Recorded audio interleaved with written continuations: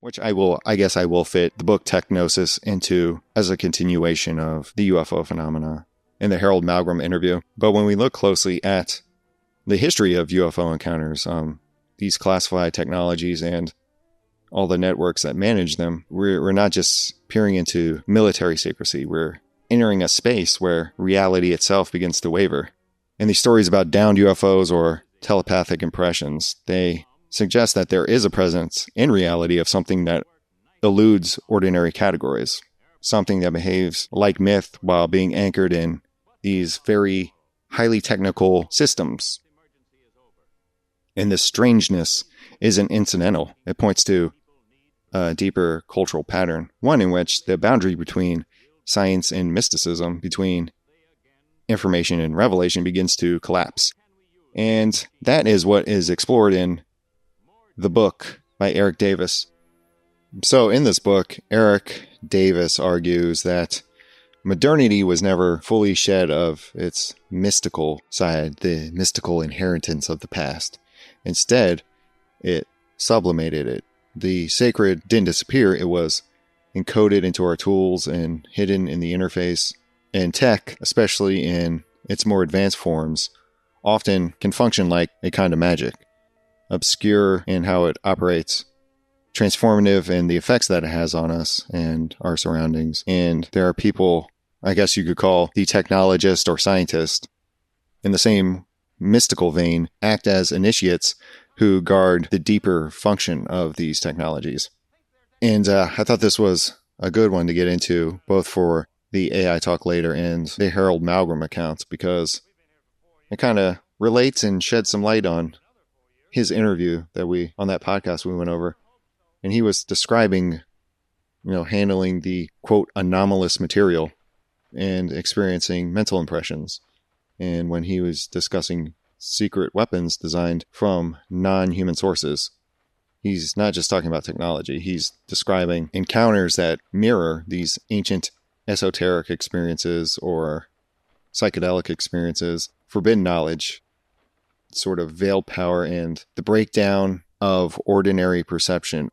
So the modern world, these experiences are no longer mediated by temples or priests or sacred groves. They're sort of now nuclear facilities or black budget programs and defense contractors.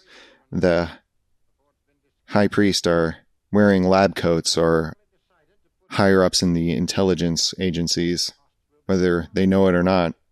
And the sacred objects are pieces of the UFO, X-ray weapons, recovered debris of unknown metallurgy or recovered debris that doesn't jive with our known knowledge of chemistry. And this book, Techgnosis, can help us see how all this happened. So, Eric Davis traces how Western culture, especially after the Enlightenment, tried to confine the spiritual to the realm of the private or the irrational. But mysticism didn't completely disappear. It migrated. It moved into science fiction, into cybernetics, into Silicon Valley and hacker culture, and even defense projects during the Cold War. And this becomes clear in the language that's used around the UFOs. So they say things like disclosure, revelation, contact, that kind of echo religious language. The secrecy surrounding these programs resembled the dynamics of esoteric orders of the past, where only a select few people are initiated into mysteries. Like whether it's the Eleusinian mysteries, which was more a mass phenomena, but it was secret amongst those who had experienced it, or other initiate rites in the past. And access is only granted to these forms of knowledge through elaborate rites or clearances or allegiance paid to the government or some other organization. And, Harold, he was saying that he was blocked from accessing parts of the Project Bluegill test results despite his high-level clearances.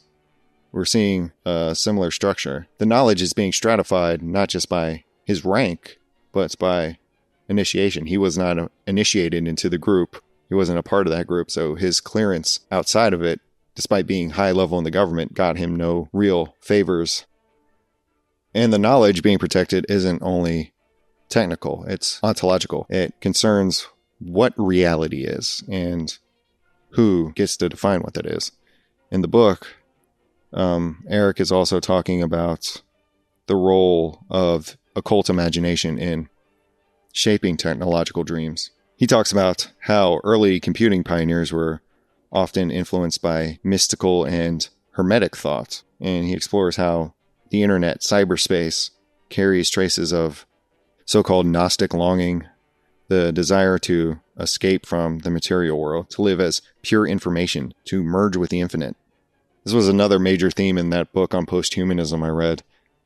So with these ideas, you could weave in the UFO narrative too, because the beings being described, whether it's Magenta or Roswell or whatever happened in Project Bluegill, these beings are often being presented as highly advanced and physically potent, and I guess can sort of operate, at least at times, on a non-material level. They're imagined not just as technological, but also post-biological at times. Some of them are just drones. They're not just alien. I guess you could relate them to the past of angelic or demonic beings. In a lot of encounters, these aliens can be presented as demonic or angelic, or at least have similar traits to angels and demons.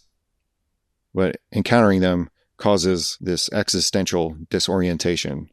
Telepathic impressions, again, we can talk to them through our minds, and even cause people to have religious awakenings, or just really shock them out of their ordinary lives.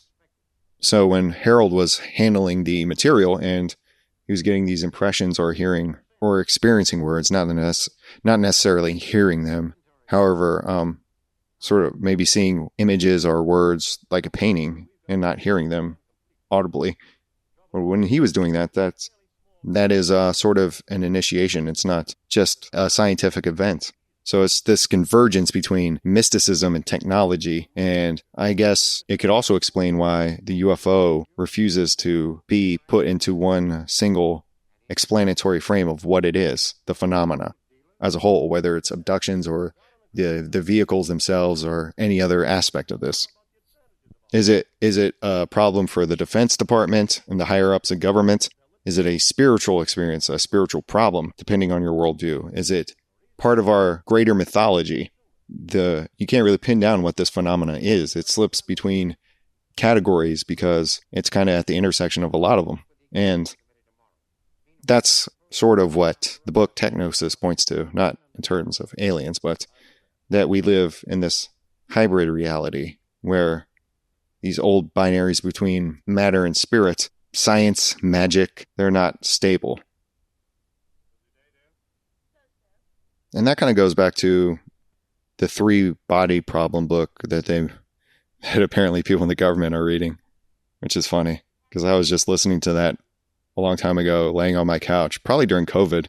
It just captures this mysticism and paranoia and high-level, high-stakes uncertainty about what it means to interact with an alien or an other that you don't quite understand, whether that's an actual UFO alien or a ghost or whatever other type of ghoul or goblin you can come up with. It mirrors our own cultural condition.